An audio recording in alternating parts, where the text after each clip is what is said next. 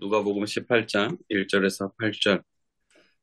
예수께서 그들에게 항상 기도하고 낙심하지 말아야 할 것을 비유로 말씀하여 이르시되 어떤 도시에 하나님을 두려워하지 않고 사람을 무시하는 한 재판장이 있는데 그 도시에 한 과부가 있어 자주 그에게 가서 내 원수에 대한 나의 원한을 풀어 주소서 하되 그가 얼마 동안 듣지 아니하다가 후에 속으로 생각하되 내가 하나님을 두려워하지 않고 사람을 무시하나 이 과부가 나를 번거롭게 하니 내가 그 원한을 풀어주리라. 그렇지 않으면 늘 와서 나를 괴롭게 하리라 하였느니라. 주께서 또 이르시되 불의한 재판장이 말한 것을 들으라. 하물며 하나님께서 그 밤낮 부르짖는 택하신 자들의 원한을 풀어주지 아니하시겠느냐. 그들에게 오래 참으시겠느냐. 내가 너희에게 이르노니 속히 그 원한을 풀어 주시리라. 그러나 인자가 올 때에 세상에서 믿음을 보겠느냐 하시니라. 네. 주께서 기도하시는 믿음, 누가복음 18장 1절, 8절, 주석은 안양대학교의 박영진 1번 설교 책상으로서 본문 읽기 3.1운동 기념주의를 맞이한 말씀입니다. 3.1운동은 하나님의 역사의 주인이라는 신뢰 아래 그리스도인들이 참여한 운동이다. 우리도 하나님께 대한 온전한 신뢰를 나타내 보이는 것이 기도이다. 하지만 기도에 대한 하나님의 응답이 우리의 기대와 달라질 때가 있다. 그렇지만 예수님은 낙심하지 말고 항상 기도할 것을 말씀한다. 2비 역사적, 문학적으로 이 본문 읽기, 본문의 구조 분석. 1번 본문의 해설. 본문의 배경은 예수님의 재림이다. 예수님의 재림이 배경이라는 겁니다. 17장에서 예수님의 재림의 현상에 대해 말씀하고 이어 과부와 재판장 비유를 한다. 그래서 이 본문은 재림을 기다리는 사람에게 항상 기도하고 낙심하지 말 것을 주문한다. 본문의 배경은 박해를 받고 있는 제자들의 삶이다. 그래서 이제 오늘 본문은 누가복음 17장 하나님의 나라가 어느 때 임하니까 바리새인들이 질문했는데 이 말씀과 꼭 연결을 해야 오늘 본문을 제대로 이렇게 볼 수 있지 않느냐 이렇게 봅니다. 2번 본문의 구조. 이 본문은 비유의 목적을 설명한 다음에 과부와 재판장 비유를 한다. 비유의 목적은 1절이고요. 과부와 재판장 비유는 2절부터 5절이고요. 그 비유를 근거로 해서 제자들을 설득하는 내용, 다시 또 해석하죠. 6절부터 8절을 담고 있다. 그래서 이 본문을 제대로 또 해석하기 위해서는 1절부터 5절까지만 보면 절대로 안 되는 거, 또 6절부터 8절에 대한 말씀을 꼭 봐야 된다는 겁니다. 즉, 재판관의 반응과 하나님의 반응을 대비시키면서 주께서 찾으시는 믿음을 가져야 한다고 마무리한다. 3번 신학적 명상적으로 본문 읽기 주석과 해석 1번 본문에 대한 주석적 고찰 본문의 구성은 6절부터 8절에 나오는 설득에 의해서 1절부터 5절 비유를 하고 있다. 설득이 하나님이 속히 응답하신다. 하나님은 속히 응답하신다는 것이고 비유, 비유 1절부터 5절은 결국 응답해 주어도 속히 응답하지 않는 불의한 재판장을 비교한다.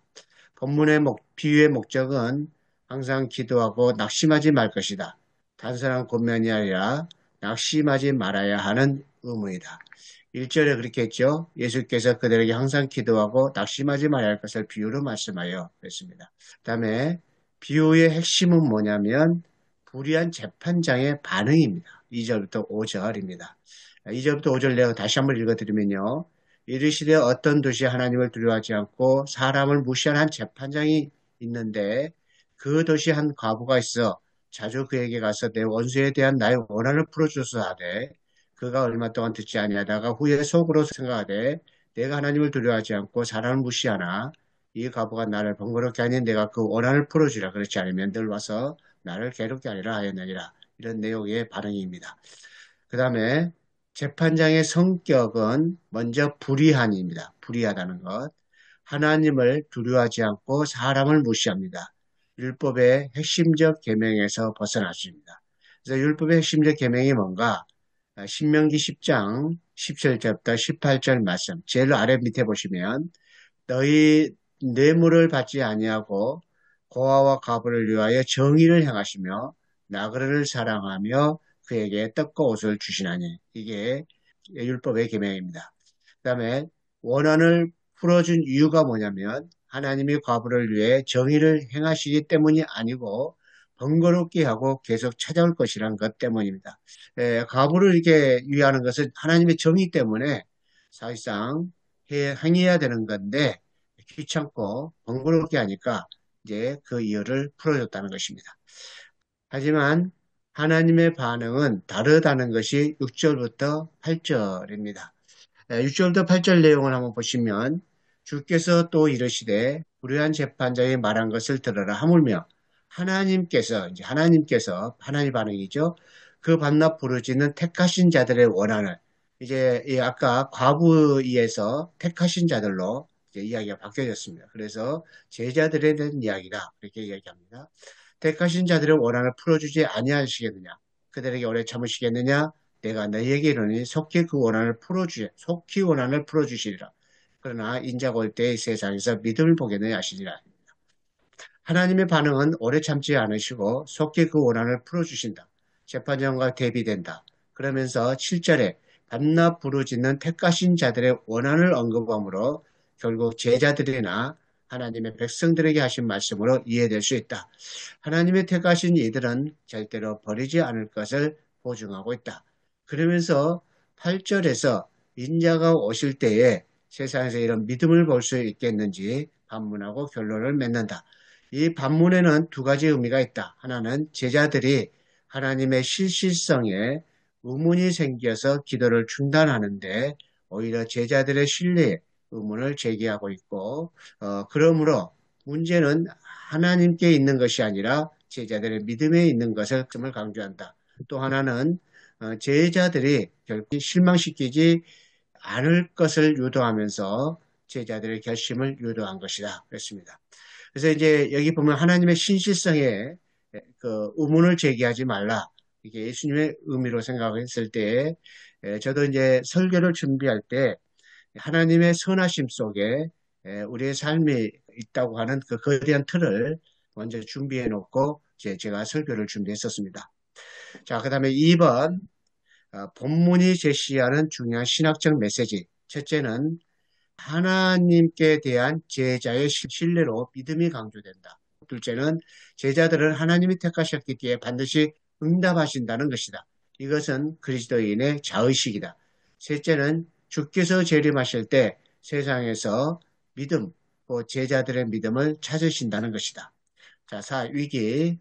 하나님께 대한 신뢰가 강조되는 설교 작성을 강조한다. 3.1운동도 민족주의 운동이 아니라 역사의 주권자로서 하나님에 대한 신뢰가 있어야 한다. 신앙적인 억울한 일을 당할 때에 하나님이 침묵하고 낙심이 되는 상황이 온다 해도 하나님을 참된 재판장으로서 원한을 풀어주실 것을 신뢰하는 것이다. 주께서 재림하실 때 우리에게서 찾는 것은 하나님께 대한 신뢰이다. 그다음에 설교. 제가 이제 설교를 작성을 했는데요. 제가 이것을 그냥 하나의 조금만 요약이면 요약이고 칼럼이 칼럼이고 좀 내용이 길고 또 여러 가지 복잡한 구조로 이렇게 제가 좀 이렇게 장황하게 했는데요. 정리를 했습니다. 간단하게. 소설 오두막에서 맥은 거대한 슬픔 속에서 살아가지만 하나님의 선하심 속에 있음을 발견한다. 우리 민족도 독립을 열망하는 3.1운동이 있었지만 성공을 거두지 못했어도 하나님의 선하심 속에서 결국 광복을 맞이했던 것을 본다. 하나님의 나라를 기다리는 교회도 버림받을 정도로 고난을 받는다 해도 기도하고 낙심하지 아니할 때에 속히 응답하시는 하나님의 선하심을 볼 수 있다. 그래서 우리는 주께서 기대하시는 믿음을 가지고 사는 것이 중요하다. 그랬습니다. 버림받을 정도로 고난을 받는다. 그랬을 때에 누가 보면 17장에 나오는 말씀입니다. 바리새인들이 하나님의 나라가 이제 어느 때에 임하느냐라고 물었을 때 하나님의 나라는 여기 있는 것도 아니고 저기 있는 것도 아니고 너희들 안에 있다. 그렇게 하시면서 종말에 대한 이야기를 했습니다.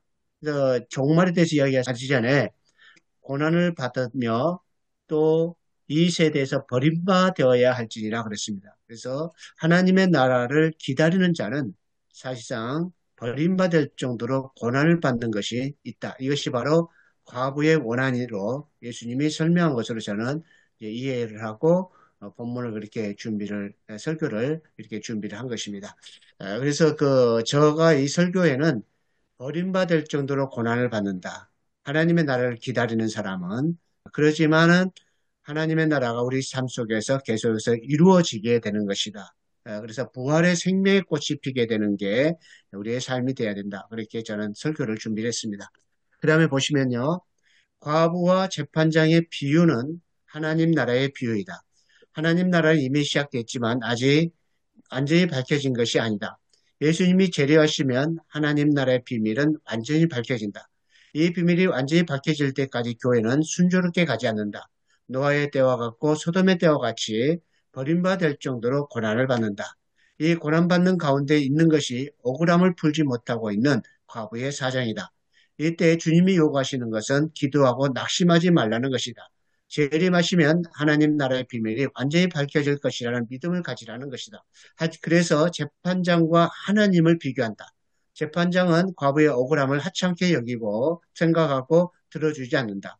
하지만 과부는 낙심하지 않고 계속 두드린다. 그러자 재판장은 귀찮아서 과부의 소원을 들어준다. 과부가 승리한다. 역시 기도하고 낙심하지 않으면 승리한다. 하지만 예수님은 대반전을 이루신다. 하나님은 재판장과는 달리 속히 들어주신다. 하나님의 나라를 기다리는 자가 버림받을 정도로 많은 고난을 받는다 할지라도 하나님은 속히 들어주신다. 그래서 인자가 재림하실 때 이 믿음을 가진 자가 얼마나 있는지 예수님은 묻는다. 저는 이제 이런 맥락으로 설교의 말씀을 준비했습니다. 이상 마무리하겠습니다.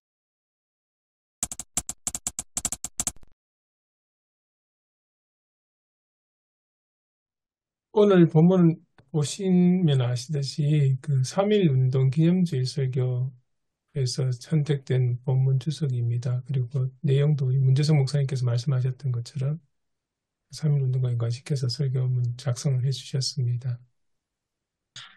이 과부와 재판장 비유를 할 때에 우리가 한국교회에서 좀 반성해야 될 것은 하나님의 나라, 재림과 관련돼서 이 말씀을 안 보고 대개가 자녀의 합격이라든지 또 사업의 또 성공이라든지 또 이제 특히 새벽 기도를 강조한다든지 또 뭐 철야 기도를 강조하든지 이제 그러신 분들은 어떻게든지 간에 하나님께 기도하면 하나님께서 이 기도의 소원을 들어주신다.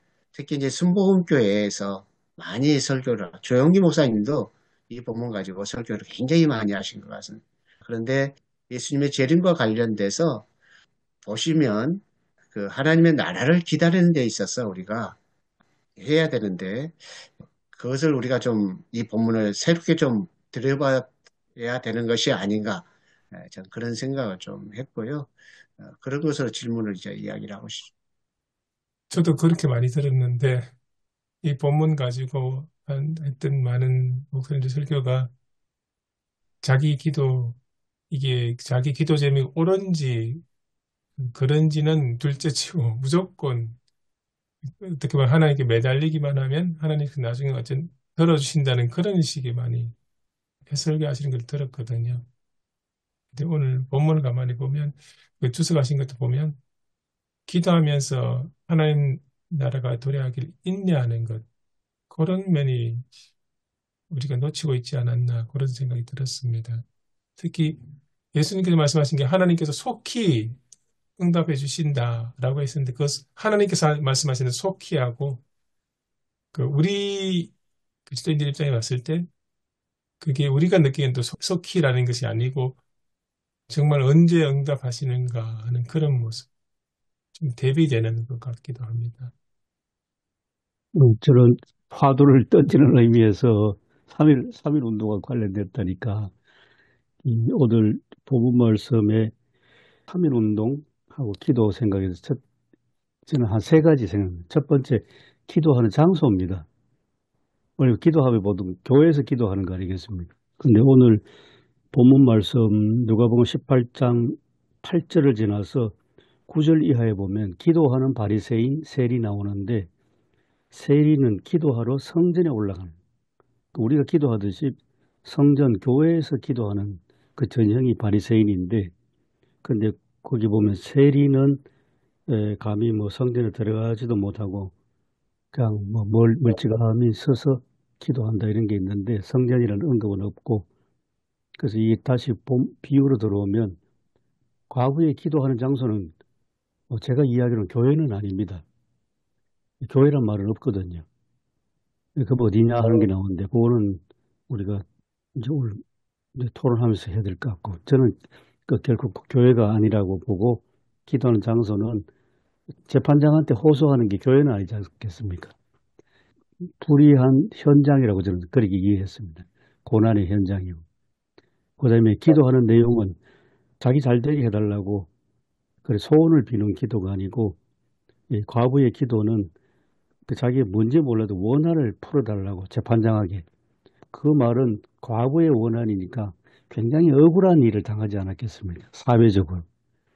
사회 약자의 전형인 과부가 자기의 어떤 한 맺힌 원한을 재판장에 풀어달라고 그렇게 하는 그것이 기도다.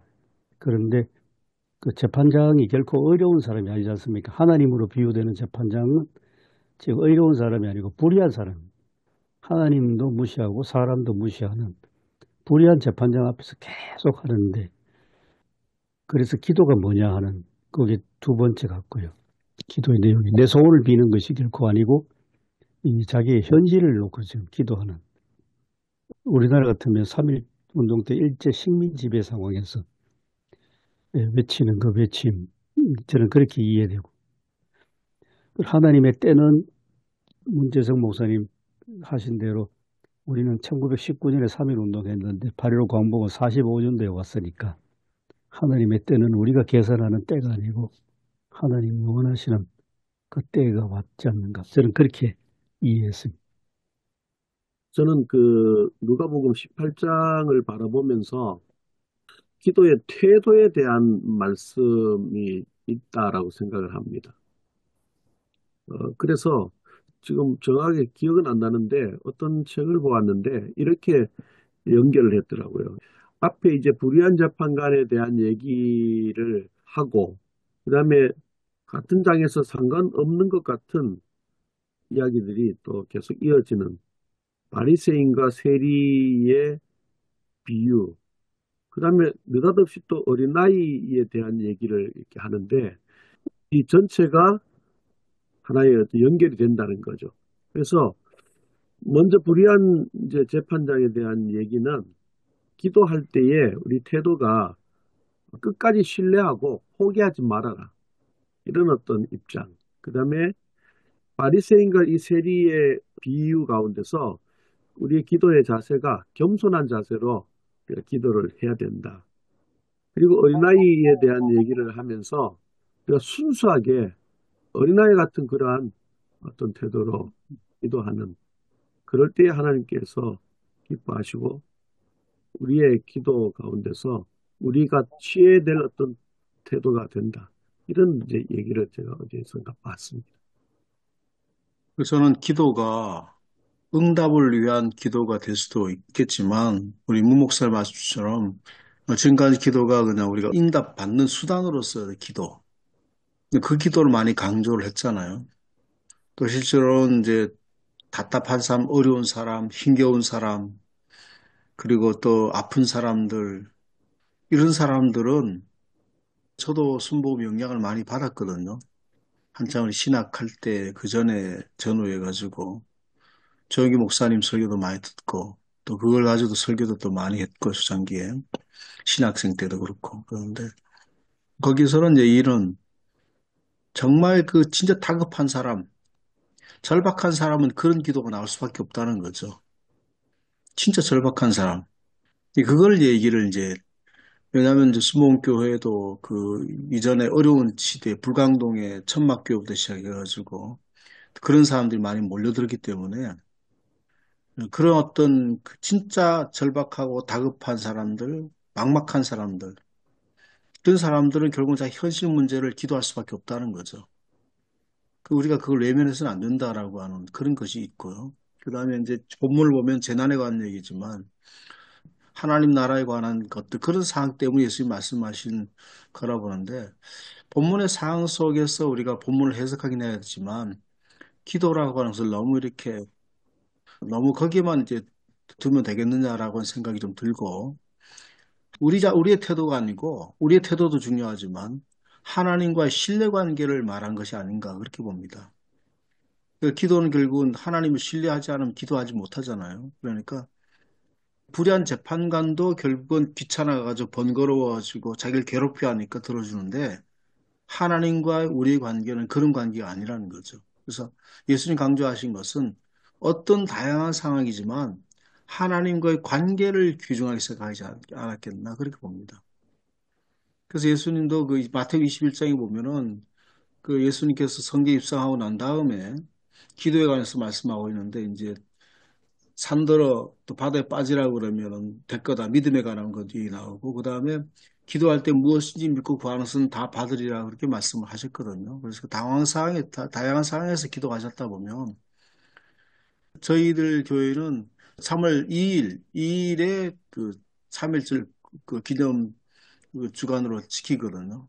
그 본문이 조금 그 다음에 이제 하는 상황인데 그래서 이 본문은 뭐 꼭 3일주일하고 뭐 꼭 맞춰야 할 필요도 없는 것 같습니다. 일반적 기도에 관해서도 할 수 있고 상황에 관해서도 할 수 있고. 오늘 그 디엘 강단 읽으면서 문 목사님이 그 설교를 한 줄 몰랐어요. 그래서 네. 첫 번째 딱 설교 보니까 오두막 얘기는 어디 들어본 것 같은데 어디 들어봤는데 또 다른 분도 오두막 그 책을 읽는구나 했더니 뒤에 보니까 문 목사님더라고요. 오두막 혹시 보셨습니까? 아니 못 봤습니다. 못 보셨어요. 제가 꼭 추천하고 싶은 음, 최고의 책이라고 이렇게 모든 것을 정리해주는 그걸 가지고 책을 쓰신 분들이 많아요. 그 소설 가지고 자기의 뭐 신학 사상이라든지 설교라든지 그걸 가지고 책을 쓰신 분들이 많이 있습니다. 음, 저를 보면서 우리의 그 신학이 다 거기 안에 들어가 있다. 그렇게 좀 생각이 들거든요. 음. 한번 그 전에 뭐 보시면, 소개하셨던 기억이 납니다. 예, 예. 어두막. 하여튼 그 블루마르트 행동하며 기다리며 그 책도 최고의 책 중에 하나를 보는데요. 오두막도 역시 그렇게 좀.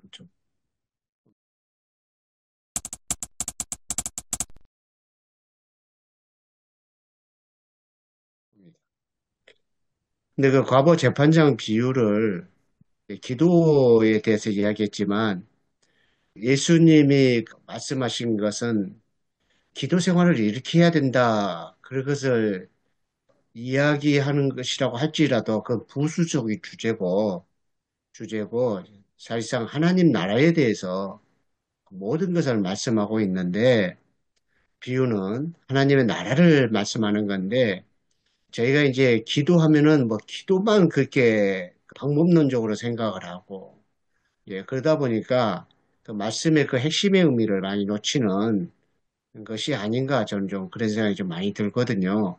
그래서 일단 모든 비유가 딱 나왔다고 한다면 이게 하나님의 나라와 어떤 관계가 있는가 좀 그걸 보고 본다고 한다면 그 말씀의 의미를 원래 뜻으로 이렇게 많이 좀 생각할 수 있을 것이라 좀 생각이 들거든요. 그래서 그 과부와 재판장 비유 말씀도 하나님의 나라의 비유로 이렇게 꼭 설명을 좀 줘야 되지 않느냐 싶고 17장에 하나님의 나라에 대한 이야기를 하고 있거든요. 그래서 하나님 나라에 대한 이야기하고 있고, 그 다음에 이제 재림하기 전에 있을 때 많은 고난에 대해서 또 이야기를 하고 있고, 그래서 이제 그 고난을 노아의 때와 같고 또 소돔의 때와 같다. 그렇게 이야기했는데, 저도 이제 설교에다가 그랬습니다. 노아의 때 노아가 홍수를 맞이해서 이제 사람들이 다 죽고 방주에 올라타셨을 때에 많은 사람들 그러죠. 노아가 이제 거기서 승리했으니까 얼마나 기쁘겠느냐 이렇게 생각할 텐데 사실상 인간적으로 생각하게 되면은 방주에서 노아가 염소젖을 따뜻하게 데워 먹으면서 야 나는 살았다 좋아 하고 이렇게 승리의 축가를 불렀겠느냐. 자기의 이웃과 가족과 친척들 또 세상 모든 만물이 다 휩쓸어 가버리는 엄청난 재난을 겪으면서 그는 너무 많이 힘든 시간을 보냈을 것이다. 뭐 그런 의미로 이제 제가 또 로또 소동과 고물에서 나왔을 때 기분 좋았겠느냐. 부인이 소금기둥 되고 사람들이 죽는 소리 아우성 나고 그런 가운데서 거기서 그가 살아남았는데 그게 바로 많은 고난을 받을 수밖에 없는 그런 그들의 현실을 좀 이야기한 것이라고 봐야 된다고 보는데 예수님께서 이제 주님이 오실 때까지 재림하여 그 하나님의 나라의 비밀이 완전히 밝혀질 때까지 결코 녹록치 않는 우리의 삶이 계속될 때에 예수님께서 이제 그 과부와 재판장 비유를 통해서 우리에게 위로를 주시고 또 반드시 그것을 속히 이루어 주신다. 그런 의미로서 재판장을 비유해서 그 과부 이야기를 그러니까 하나님은 속히 들어주신다. 그것을 이제 더 강조하기 위해서 반드시 하나님의 나라 재림은 이루어진다. 라고 하는 그런 맥락으로 오늘 본문을 좀 봐야 되는 것이 저는 조금 이제 설교를 준비하면서 좀 생각했던 그런 부분이었거든요. 그래서 이 본문을 항상 생각할 때에 하나님의 나라의 그 비유로 생각을 하고 좀 말씀을 봐야 되지 않느냐. 좀 저 그런 각도로 뭐 이렇게 이야기하시는 분들은 거의가 없었다고 생각이 드는데요. 아무튼 저러가 조금 그렇게 하면서 나도 옳은가 그런 생각도 하게 됐었습니다만은 그렇게 생각해 왔습니다. 좀 말이 두서가 없어가지고 죄송합니다. 한번 그래서, 그 문 목사님 얘기처럼 우리가 하나님의 나라에 관해서 하신 말씀이라고 하는 거, 본문이 바로 그거에 대해서 말씀하신 거라고 하는 거를 얘기할 필요는 있을 것 같습니다. 한 번쯤은, 한 번 이상은 있는데, 그런데 이제 저는 이제 하나님과의 관계를 얘기를 하면서 그 당시 유대인들이 가장 갖고 있었던 최대 가진사가 하나님의 그 나라였잖아요. 그러니까 심지어는 예수님이 그저 승천하기 전까지도 제자들의 그 물음이 하나님 나라가 언제 임하게 될 겁니까? 이게 그들의 최대 관심이었잖아요. 그러니까 그들의 관심에 관해서 예수님께서 결국은 유대인들도 마도 그렇지만 그들의 상황이 그렇게 절박한 상황이었고 제자들도 마찬가지고 하나님 나라 임하게 되면 이런 모든 문제가 해결될 거라고 그들 믿었기 때문에 주님이 오시게 되면 그래서 그들의 최대한 그 관해서 하나님과의 관계 속에서 그 문제를 현실 문제를 얘기하기 현실 그도 그게 하나님 나라든지 주님이 오신 나라든지 그것도 현실 문제라고 보거든요. 그것도 그렇게 이제 본다면 우리의 현재 현실 문제가 개인적으로 다를 수가 있거든요. 그 당시에는 하나님의 나라, 주님이 언제 오실 나라였지만 개인적으로 볼 때는 현실 문제는 좀 다양하다 볼 수 있겠죠. 지금 우리가 이제 그 일제강점기 때는 우리나라의 독립과 해방이 현실 문제였고요. 지금 현재 전국에서 어떤 현실 문제인가라고 하는 거는 다양하게 바뀔 수가 있고 그런데 이제 불의한 재판관과 의로운 하나님의 대비를 해놨다 보거든요. 불의한 재판관. 그러나 하나님은 의로운 분이기 때문에 하나님 의를 실천하신다.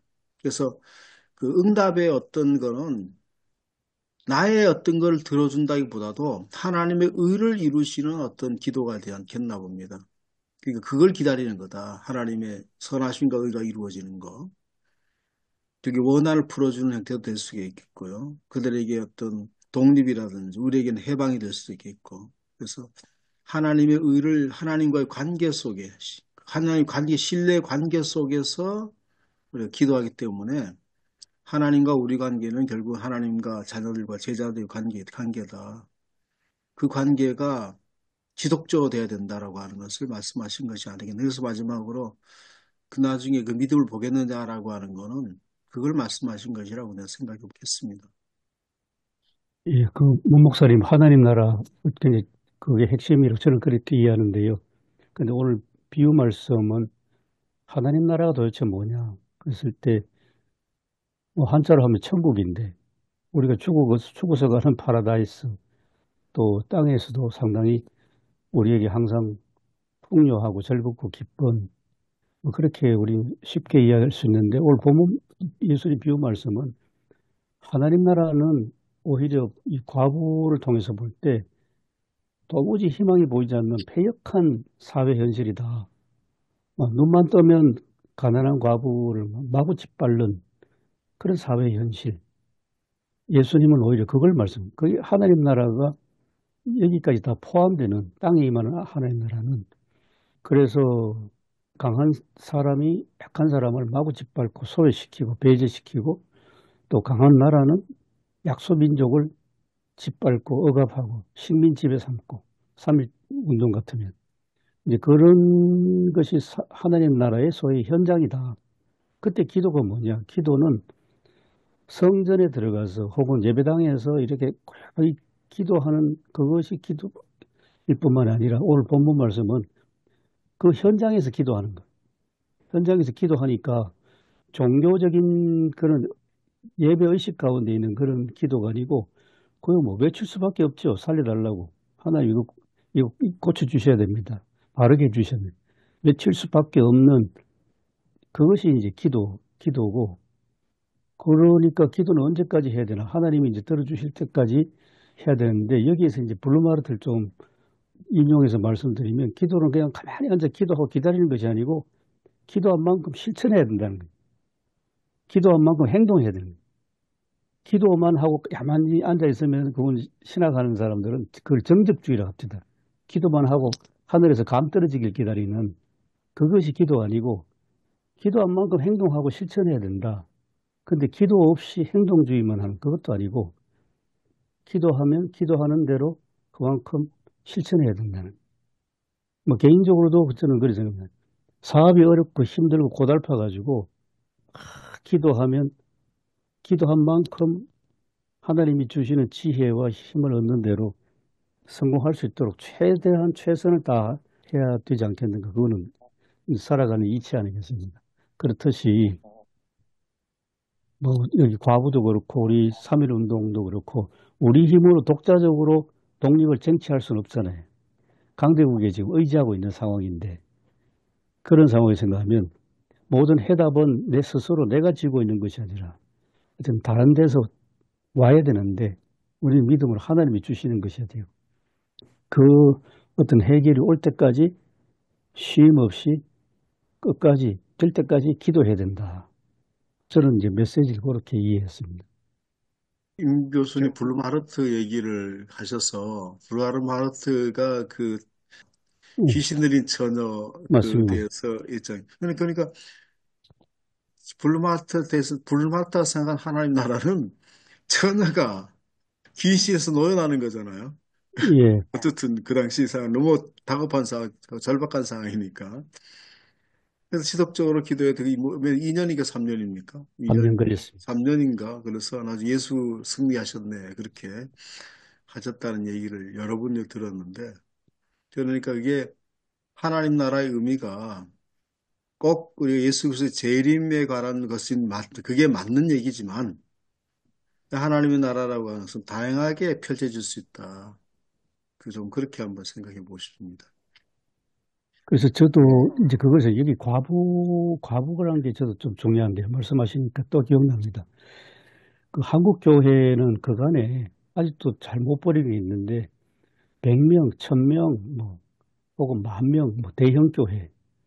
뭐 지금 뭡니까 부산의 손현보 목사 그 사람 교회 개척해가지고 뭐 처음에 조금 모이다가 막 몇 년 만에 5,500명 모이고 이러니까 교회가 대형화되니까 이게 세력화돼 버리고 뭐 지금 엄청난 뭐 세이브 코리아라는 것까지 막 하는데 아직도 한국 교회가 물량주의 대형 교회 여기 아직도 좀 크게 보면 매몰되어 있는 것이 아닌가 싶은데 예수님 비유 말씀은 딱 주인공이 과부 아닙니까? 과부. 그래서 저는 이제 아버지 부르면 배운 게 그겁니다. 목회하러 갔는데 다른 사람들보다도 악한 마귀에 사로잡혀가지고 고통받는 그 처녀에 집중하는 목회였습니다. 3년 동안. 그 고트리빈 딥투스라는 처녀 하나 붙잡고 3년 동안 기도해서 그게 이제 하나님이 치유해 주셨거든요. 그게 이제 부르마르트 운동의 이제 시작인데 결코 어떤 양으로 승부하려는 목회는 아니고 아주 교회에서 가장 힘들고 어려운 상황에 놓여 있는 그 한 사람 붙잡고 기도하는 거 이게 이제 목회자의 기도라고 저는 참 굉장히 크게 깨달았습니다. 그런데 또 마침 서정훈 총장께서 한번 저한테 말씀해 주는데 자기 본인이 3년 동안 인도네시아 선교사로 가가지고 크게 기억나는 것은 무슨 섬입니까? 인도네시아 섬인데 섬 이름 잊어먹었습니다. 뭐 자바인지. 그 한 달 동안 그 섬을 그냥 걸어서 횡단했답니다. 뭐 전도지 나눠주고 뭐 집회하고 그런 게 아니고 그냥 인도네시아를 그냥 걸었다. 한 달 동안 횡단했고 그 다음에 그 이웃집에 조그마한 애가 있는데 그 애하고 맨날 아침마다 축구했답니다. 애 하나 데리고. 그게 그냥 지나가는 이야기 같은데 굉장히 저한테는 큰 울림을 줬습니다. 야, 이게 양이 아니라 하나 붙잡고 저렇게 저게 선교였구나. 저도 그 두 분 말씀에 다 공감하고 다 연결이 된다고 생각을 하고요. 하나님의 나라에서 조금 더 보충을 하겠다 보면은 17장에서 하나님의 나라가 너희 안에 있다 그랬고, 그렇지만 많은 고난을 받을 것이라고 그러셨고요. 그리고 이제 18장 8절 마지막에서 주님이 오실 때에 믿음을 보겠느냐. 그래서 이제 재림과 또 연결을 마무리하시거든요. 저는 그 재림을 이제 하나님의 나라는 이미 시작됐지만 아직 완성되는 단계가 아니기 때문에 재림 때를 하나님의 나라의 비밀이 완전히 밝혀진 때라 이렇게 보여지고요. 그래서 하나님의 나라는 시작됐고 지금 우리 안에 있고 하나님의 나라는 완전히 밝혀질 때는 이제 재림이고 이제 그 사이 속에 우리가 있는데 그 과부의 재판장의 비유 이야기나 이 상황은 지금 뭐 미래에 대한 이야기가 아니라 현재 지금의 일을 상태를 그러니까 하나님의 나라를 뭐 미래로 보는 것이 아니라 지금의 상태를 현재 상태를 이야기하는 것이다. 이렇게 좀 보고요.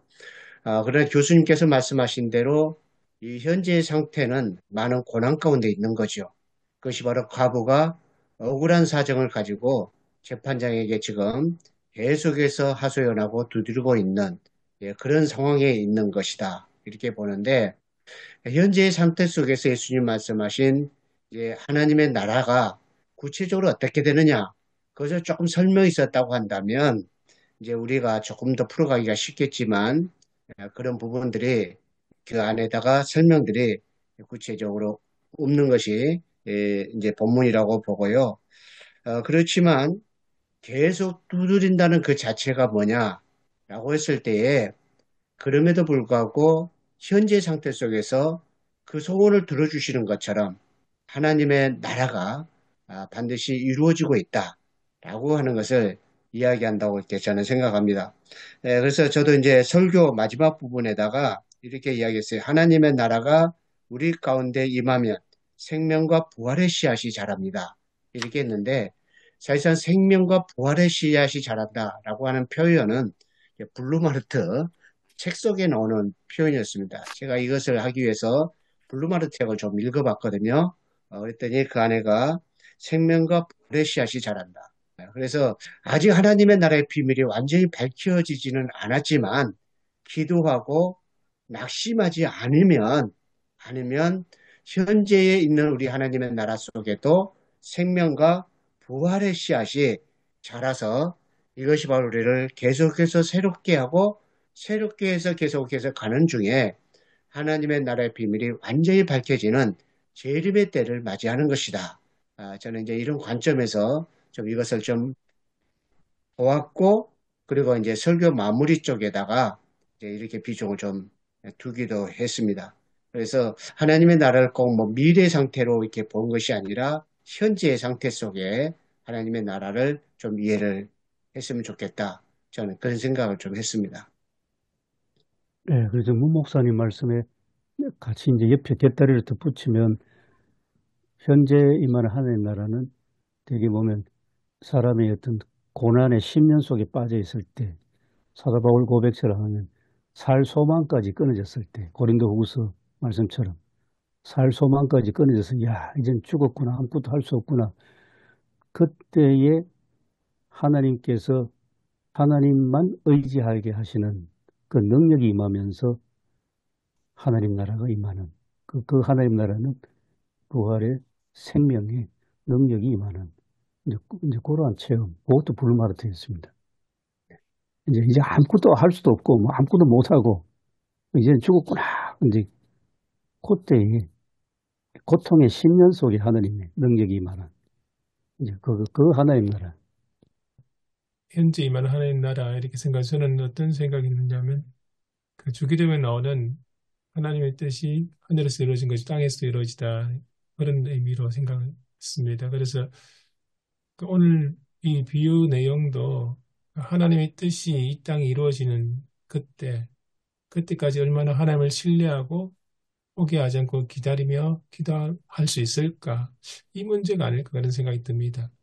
참 대비가 되는 게 앞에 나온 재판관하고 하나님하고 대비가 되는 게 몇 가지 있는데 하나는 재판관은 불의한다는 이야기하고 하나님은 선하시다고 그렇게 우리 이야기를 하는데요.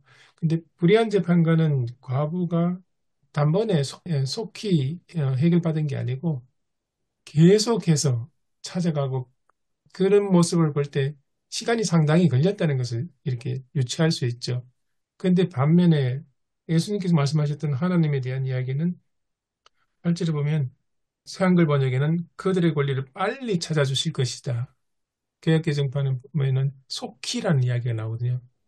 불의한 재판관은 시간이 한참 걸리는데 하나님은 빨리 속히 이루어 주실 것이라고 하는데 아까 앞에서 말씀하신 것처럼 실제로 우리 삶에서 보면 그 하나님이 보시기에는 속히지만 우리가 느끼기에는 그 하나님의 뜻이 이루어질 때까지는 시간이 있다는 거죠. 아까 그 3.1 운동 이야기도 말씀하신 것처럼 1919년이었고 그때부터 시작했던 기도가 실제로 광복이 된 건 1945년이지 않습니까? 그 하나님의 뜻이 45년에 이루어진 것으로 본다면 요 시간을 그리스도인으로서 어떤 자세로 지낼까?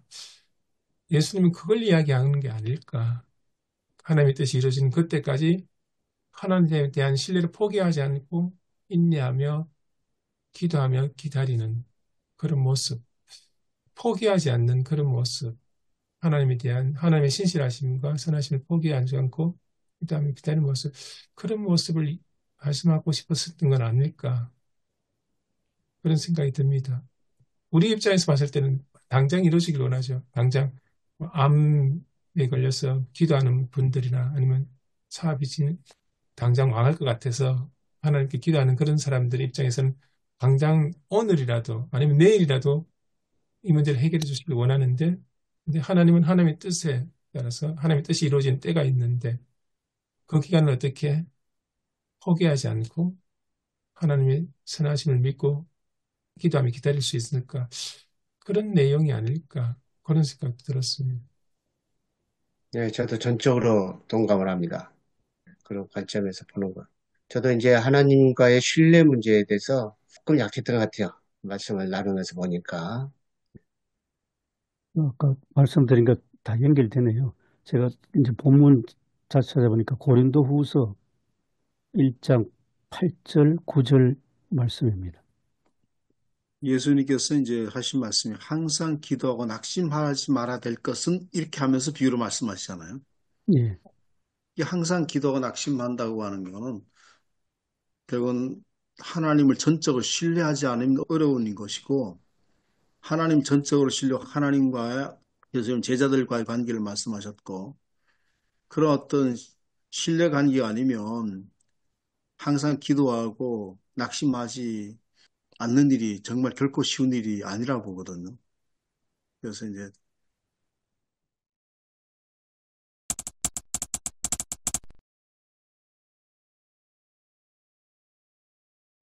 역사를 보면 20세기부터 쭉 우리나라가 참 과부 같은 그 나라였던 것 같습니다.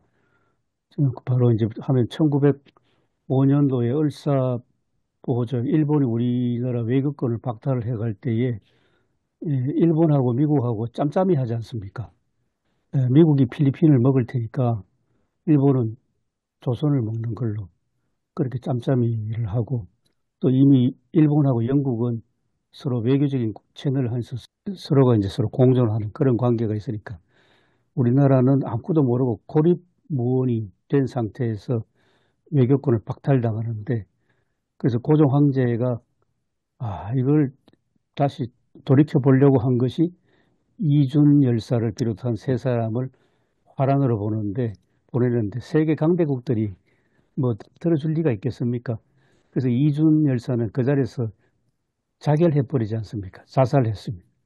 이게 정말 참 과부 같은 우리나라의 그건데, 근데 1919년 3.1 운동 때도 저는 반복된다고 보는 게 유럽에서 이제 전쟁이 헝가리 제국이 망하고 러시아가 등장하면서 헝가리 제국이 거느리던 약한 약소국들을 약소민족이라고 이렇게 칭하면서 약소민족들이 민족 자결해야 된다. 이제 그 명분으로 파리에서 강화회의가 열리는데, 야, 이 우리나라의 좀 생각자들이 그걸 보고 이제 때가 왔다 해가지고 상해에 있던 김규식이 내가 영어를 잘하니까 내가 파리로 가가지고 우리나라 문제를 강대국한테 호소하고 그리고 우리가 외교로 우리나라 독립을 쟁취하자. 그 내가 파리로 갈 테니까 국내에서는 뭔가 떠들어야 되지 않냐. 이래가지고 시작된 게 3.1 운동이거든요. 사실은 전국적으로. 그렇게 일어났는데 파리 강화회의가 또 우리나라 뭐 어려운 점을 들어줄 리가 없죠. 그 강대국 제국주의가. 오히려 일본 제국주의가 그때 유럽하고 합세를 했으니까. 그 또 실패했습니다. 3.1 운동이. 실패하고. 그 후에 또 1945년 8.15 해방도 마찬가지 아닙니까? 그때 뭐 김구를 비롯한 이런 분들이 우리가 우리의 힘으로 독립을 쟁취해야 된다는 그걸로 뭐 군사 훈련도 하고 했는데 2차 세계대전이 딱 종식되니까 저절로 우리는 해방된 것이 아니라 일본이 망했으니까 일본의 식민지로 있던 한국은 저절로 일본 손에서 풀려나고 조심스러운 이야기만 새로운 강대국인 미국의 손 속에 들어가서 미군정을 3년 지내지 않습니까? 그래 보면 우리나라의 이제 20세기 역사는 보면 아주 계속 정말 오늘 본문 말씀에 과부 같은 그런 나라로 계속 지내왔구나. 저는 그렇게 이해가 됩니다. 하나의 나라가 언제 오시나? 그 과거 같은 그런 어떤 상황이 현재의 누가복음에서 나온 상황이 무덤을 쓰였을 당시에 제자 공동체가 바로 과부와 같은 상태가 아니었나. 그 음, 어, 원한을 풀어달라고 하는 것. 그러니까 박해받고 학대받고 무시당하고 멸시당하고 쫓겨다니고 이 원한을 하나님께 풀어달라고 그렇게 이제 그렇게 하면서 이제 그 이 본문이 들어가지 않나 봅니다. 뭐 그렇게 이제 저는, 예, 주석에도 나와 있지 않습니까? 예, 예. 그게 정확한 해석 같습니다. 로마 제국 상황에서. 우리가 그 일본에게 잡혀먹은 것이 굉장히 치욕이지 않습니까? 우리한테는 총 한 방 쏴보지도 못하고 나라를 빼앗기는 정말로 국치라고 이렇게 이야기하게 되는데요. 반면에 또 일본은 총 한 방도 안 맞고 나라를 빼앗은 그런 또 자기들의 입장에서는 또 우리는 대단하다 이렇게 또 이야기할 수도 있을 것 같고 그런 것 같습니다. 결, 결국은 우리나라는 승전국의 전리품에 지나지 않았다고 볼 수 있거든요. 예, 예, 맞습니다. 일본이 청일전쟁과 러일전쟁 승리했잖아요. 예, 그리고 또한 그 2차 대전 이후에 미국이 승전국이거든요. 소련도 승전국이고. 그러니까 전리품 나눠 먹은 거죠, 서로. 예, 맞습니다. 음.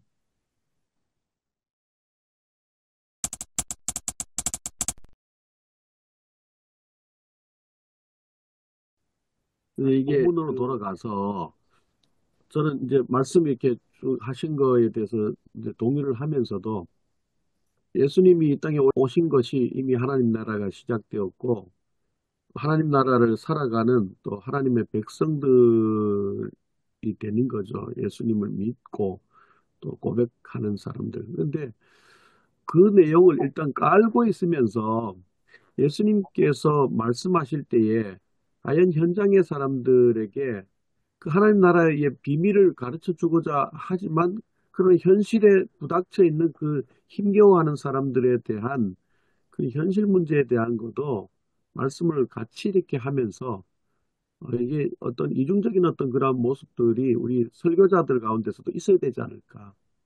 사실상 우리 교회 같은 경우에 구성원들을 보면은 당장 현실 문제 때문에 힘들어 하거든요. 그런 분들한테 너무 고차원적인 어떤 얘기를 하면은 와닿지 않을 것 같아요. 그렇습니다. 네. 그래서 이런 어떤 부분들에 대해서 목회자가 저들의 희망을 주는, 물론 뭐 무슨 뭐 응급 약 처방하듯이 뭐 신경 안정제처럼 그렇게 뭐 할 필요는 없겠지만은, 그러나 저들에게 항상 기도하고 낙심하지 말고 또 특별히 이제 하나님에 대한 어떤 절대 신뢰가 없기 때문에 인자가 올 때 세상에서 믿음을 보겠느냐, 그런 강청하는 끈질긴 기도가 이제 사라진다. 그런데 그렇게 하면 안 된다라는 거, 하나님을 신뢰하고 그 신앙 가운데서 포기하지 말고 용기 내라. 어떤 이런 메시지도 전해줘야 현실 문제에 있는 분들에게 정말 희망을 줄 수가 있지 않을까. 그런 생각을 합니다. 그 순복음 초창기 시대 그 얘기를 들어보면 장로교가 현실과 동떨어진 어떤 그런 것들을 많이 했다는 거죠. 그게 맞는 얘기인데 장로교가 현실과 동떨어진 얘기, 목사들의 설교도 현실과 동떨어지게 맞으면 이제 우리가 하나님 나라만 그 얘기하고 어떤 그것만 얘기하는데 그 순복음 교회는 그 조영기 목사가 보면 현실 문제, 당장 배고픈 사람들, 천막교에 찾아온 사람들, 정말 때를 걱정해야 되는 사람들, 그런 병 낫기를 바라는 사람들, 이런 사람들에게 이제 그 현실 문제에 관한 그런 것들에 관심을 가졌다는 거죠. 그러니까 뭐 너무 현실적이다, 뭐 그렇게 할 게 아니라 그런 나온 배경들이 이제 있다고 보거든요.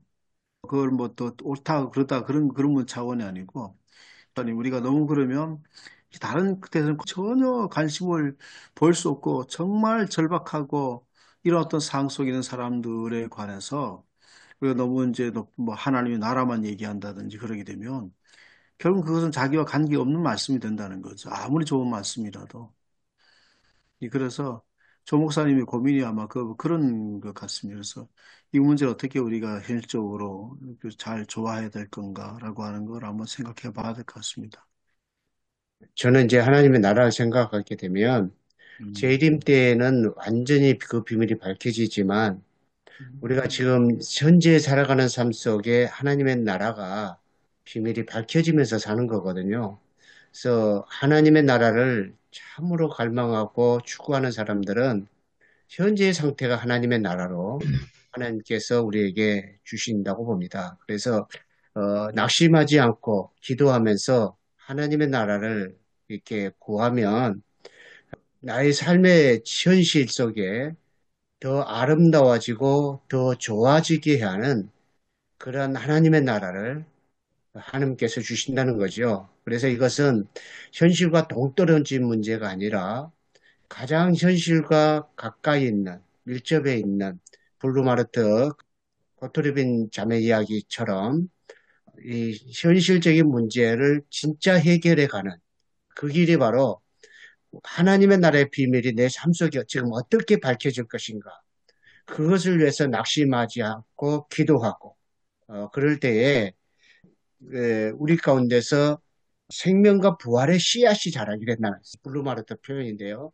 생명과 부활의 씨앗이 현재 우리 삶 속에서 자라가고 그러면서 더 아름다워지고 더 새로워지는 것들을 경험하게 되고 그런 것들이 과거의 원한이 풀려진 기쁨과 같은 것. 그래서 이제 뭐 미래가 아니라 지금 현재 기도하고 낙심하지 않으면 그것이 우리에게 이제 풀려진다는 것. 저는 이제 그런 맥락으로 이렇게 봐야 되지 않느냐. 저는 이제 그런 생각을 합니다. 그래서 더 현실적으로 적극적일 수 있는 게 하나님의 나라가 현재 이루어지는 거예요. 지금 이루어지는 거예요. 그러나 아직은 완전히 밝혀지지 않았다. 그것을 좀 그렇게 연결시켜야 되지 않는가. 저는 그렇게 생각을 해봅니다. 그런데 그 고난의 광상도 항상 새롭게 오는 상황에 따라서 바뀌는 거, 그 이제 아버지 부름을 통해서 좀 생각해 볼 수 있는데요. 그 처음에 38살에 그 메틀링이라는 그 마을에 첫 목회하러 갔을 때는 그 고틀리빈 디투스를 만났는데 뭐 기도로서 치유한다는 것은 아예 뭐 불말도 몰랐습니다. 모르고 뭐 처녀가 미쳐서 막 날뛰고 그거 진짜 읽어보면 어마어마합니다. 저도 막 처음에는 무서웠습니다. 이게 진짜 막이 들려서 이렇게 미쳐 날뛰는 게 옛날 저도 어렸을 때 기도원에서도 보고 했지만은 그거는 아무것도 아니고 정말 뭐 엄청난 사건을 당합니다. 그 목사가 속수무책입니다. 속수무책. 속수무책이고 아무것도 할 수 없는데 근데 전적으로 하나님의 역사로 3년 동안에 기도하는 가운데 나왔거든요. 나와서 예수 이겼네 하고 이제 나왔는데 그 낳은 그 처녀를 아버지 불모트가 자기 양녀로 입양을 합니다. 낳았지만 어디 갈 데 없으니까 양녀로 입양해서 그 목사님 사택은 항상 손님 많으니까 손님 치르고 그렇게 했는데 그걸 그렇게 해서 꼭 조영기 목사님하고 이제 뭐 비유한다면 그렇게 해서 잘 되고 잘 나간 게 아니라 그때부터는 이제 신학적으로 문제를 받는 겁니다. 아니 기도해서 병 고쳐 독일에서는 있을 수 없는 일이었습니다. 그 당시에. 그거는 뭐 예수님 시대에 뭐 그런 이야기가 있으니까 우리가 뭐 읽어보는 거지. 기도해서 어떻게 병을 고쳐? 그건 불가능해. 저놈 이단 아니야? 이단으로 오해받습니다. 그런데 아버지 블룸하르트는 고트리빈 디투스를 끝나지 않고 계속 기도로 치유를 하거든요. 그러니까 지경이 넓어져 가지고 나중에는 독일을 넘어서 이웃나라 프랑스, 뭐 폴란드까지 이 불마트를 찾아서 계속 사람들이 밀려듭니다. 엄청난 사람들이 밀려듭니다. 계속 기도하고 났고 이러니까 그다음 큰 시험은 주변에 있는 목사님들이 시기 질투하는 겁니다. 저 사람은 환자 고치고 뭐 치유 기적이 일어났는데 우린 도대체 뭐야? 이래가지고 심지어는 블룸하르트 아버지 블룸하르트 살해하려고 합니다. 살해 사건 위험까지 있습니다. 뭐 어떻게 할 수 없죠. 근데 그때마다 블룸하르트가 설교한 설교 본문이 오늘 이 본문입니다. 과부. 그래서 저는 참 이해가 잘 됩니다. 야, 언제나 목사가 과부 같은 이런 목사였구나, 블룸하르트가. 그렇게 큰 뭐 엄청난 목사가 되어서도 그랬었구나. 본인이 어떻게 해결할 수 없습니다. 근데 이제 독일 교회는 그때만 해도 이제 왕이 이제 교회 전체의 국가교회 지배자이기 때문에 황제가 아버지 블룸하르트에게 당신 이제는 마음 편하게 목회하라 하고 밥벌이라는 엄청난 넓은 요양원을 왕이 줬거든요. 아버지 블룸하르트한테. 그때부터는 좀 편안한 목회를 했습니다. 그래서 이제 그런 블룸하르트 생애를 따져보면 목사의 삶이 편한 날이 하루도 없구나. 이제 그것도 같이 생각하게 됐어요. 과부 같은 목사.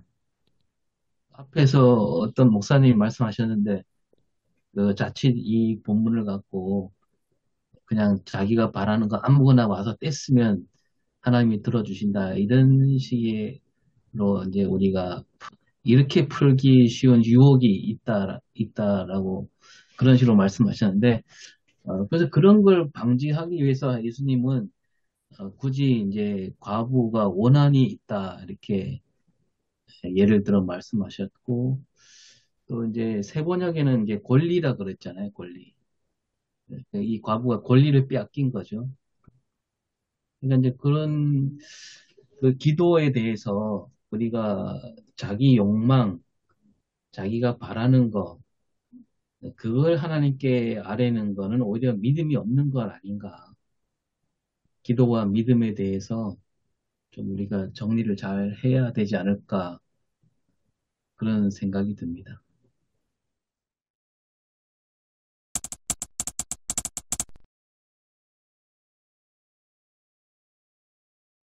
문 목사님은 이번 주 설교 이걸로 설교문으로 설교합니까? 이번 주에는 이현기 교수님이 설교를 합니다. 그래서 그냥 저는 올리기만 했고, 예, 패싱하게 되겠습니다. 근데 이제 만약에 다시 제목을 한다면은 교회에 근무하고 또 하나님의 나라를 기다린다, 뭐 그런다든지 뭐 어떻게 그렇게 제목을 잡고 싶어요. 저도 이번 주에 이제 설교도 그때 설교를 나눈 것하고 네. 계속 묵상하면서 본문을 다시 또 들여다보면서 묵상하고 기도하면서 했었던 게 달라지더라고요. 그래서, 그래서 이번 주에 그때 얘기 나눈 것하고 제가 설교 본문하고 설교했던 거하고 준비한 거하고 달라지게 되거든요. 뭐 달라질지라도 뭐 지금 그냥 이 순간은 얘기하는 것도 괜찮을까. 저는 항상 기도 낙심하지 말아야 될 것에 좀 주안점을 두고 하나님과의 어떤 신뢰 관계, 그 관계에 대해서 조금 더 생각을 좀 해보려고 합니다. 저도 뭐 설교 방향을 이제 기도와 하나님께 대한 신뢰, 어, 기도에 대해서는 뭐 인내와 신뢰, 그 기도의 지속성과 인내를 또 이렇게 얘기도 해야 되고, 그러면서 이제 하나님의 정의와 의로움, 하나님에 대한 신뢰죠. 그렇게 또 설교 방향을 잡아가야 되고, 그러면서 그럼 하나님과 인간과의 관계, 또 그것도 저 언급, 불의한 재판관과 그다음에 그 과부, 또 이번 주가 예배 강단의 3.1절 기름주일. 그래서 저는 이 불의한 재판관의 모습, 그 3.1절 전후의 우리나라의 상황, 그다음에 그 과부의 상황, 우리 한국 민중들의 상황, 이렇게 좀 조심스럽게 매치시켜서 설교를 준비해 볼까 합니다. 그러면서 또 재림, 물론 이제 지금이 우리가 예수님의 초림과 재림 사이, 우리가 뭐 신학적으로 임의와 아직 그런 상황이지만서도 그럼에도 불구하고 우리는 또 다시 오실 그 예수님에 대해서 또 맞이하게해서 우리가 어떻게 인내하며 살 것인가. 또 제가 목회하는 곳이 또 시골이고 또 연세가 있는 분들이고, 그래서 현실적인 문제와 어떤 그런 고민을 해가지고 좀 기도와 하나님께 대한 신뢰, 그 방향을 갖고 일단은 설교 구상을 좀 해야 되지 않나. 아까 우리 문재수 목사님이 이 방향 하나라에 대해서 아까 했는데 굉장히 그것도 좀 많은 도움이 될 것 같습니다. 그래서 문 목사님이 현실적으로 그것이 하나님께 이루어진다고 하는 거지. 우리는 그걸 다 역사를 보고 다 경험했잖아요. 그것이 이루어지는 것이. 해방을 통해서 이루어졌고, 또 6.25라든지, 그 다음에 우리가 독재에 관한 거.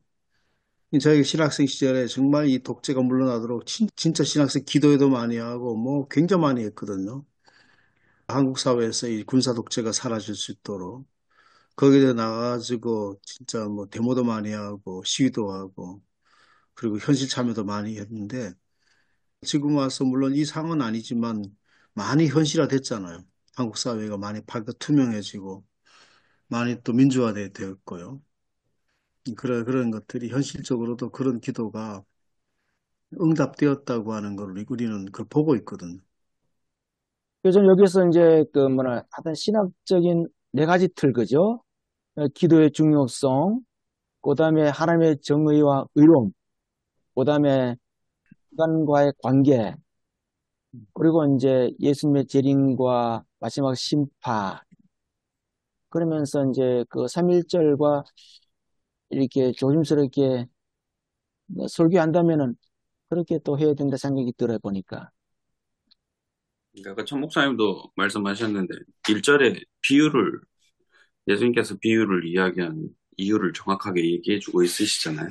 항상 기도하고 낙심하지 말아야 한다라고. 그래서 그 이야기하면서 또 불의한 재판관과 예수님을 대조하는 모습도 나와서요.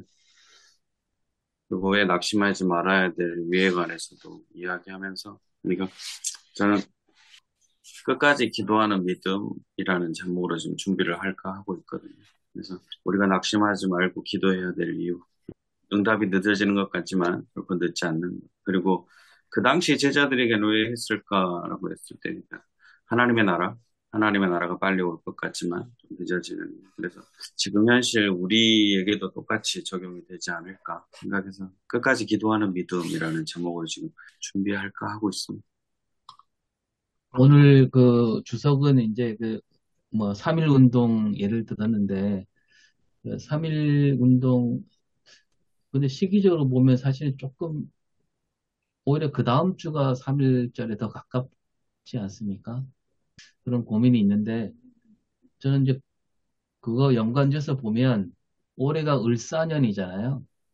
을사늑약이 있은 지 120년째 되는 해인데, 그 을사늑약이란 말이 우리가 권리를 빼앗긴 날이잖아요.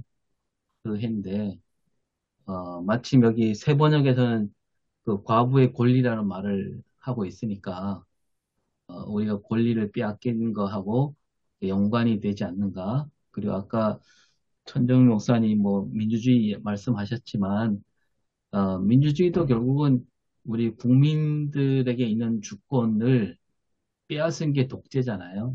그리고 지금 이제 이 계엄령 사태로 국민들에게 주권을 빼앗으려고 했던 그 내란 사태이기 때문에 그런 거하고 잘 연결이 되는데, 그래서 우리가 그리스도인으로서 그런 힘으로 남의 것을 빼앗는 그런 거에 대한 저항을 해야 되고, 또 끝까지 우리가 포기하지 않아야 되고, 그런 주제로 이제 좀 연결해 볼까 합니다.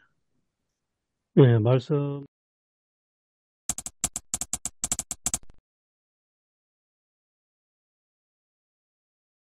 하나님, 감사합니다. 저희들에게 하나님의 나라를 허락해 주시고, 또 하나님 나라의 비밀이 완전히 밝혀질 때까지 많은 낙심과 또 많은 고난이 있다고 할지라도 항상 기도하고 낙심하지 말 것을 주님께서 말씀하셨습니다. 그러면 우리가 지금 살아가는 현재의 고난 속에서도 하나님의 나라의 아름다움을 나타내게 해주실 것에 대한 소망을 주심에 감사를 드립니다. 하나님 아버지, 우리의 삶 속에 또 사회 속에 나라 속에 많은 어려움이 있습니다. 기도하고 낙심하지 아니하며 우리 주님께만을 바라보는 저희의 믿음으로 말미암아 하나님의 나라가 반드시 이루어질 수 있도록 인도하여 주옵시고, 또한 하나님 말씀을 준비하는데 우리 모두가 부족함이 없도록 은혜와 능력을 더하여 주옵소서. 예수님의 이름으로 기도드리옵나이다. 아멘. 아멘. 아멘. 고맙습니다. 수고하셨습니다. 수고하셨습니다.